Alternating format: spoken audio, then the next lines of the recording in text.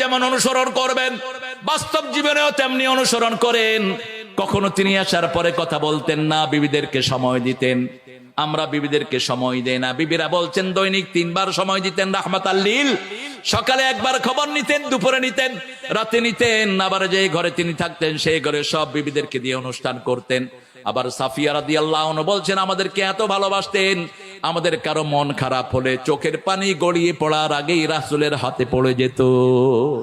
সাফিয়া বলছেন আমাকে একদিন উম্মে সালমা বললেন, হে ইহুদির মেয়ে, আমি কাঁদছিলাম, আমার চোখের পানি নিচে পড়ার আগেই দেখি যে একটা হাত, তাকিয়ে দেখি রাহমাতাল লিল আলামিন। আমার চোখের পানি মুছে দিয়ে বলছে লেশ দাবকি ইয়া সাফিয়া, সাফিয়া তুমি কাঁদছো কেন? খয়বার দুর্গে যখন মুসলমানরা বিজয় লাভ করে তখন সাফিয়ার আত্মীয় মারা যায় সেখানে, সাফিয়ার স্বামী এবং সাফিয়ার শ্বশুররা সেখানে অ্যারেস্ট হয়ে যায়। তো সাফিয়া বহু আগেই স্বপ্ন দেখেছিল পূর্ণিমার চাঁদ তার কোলে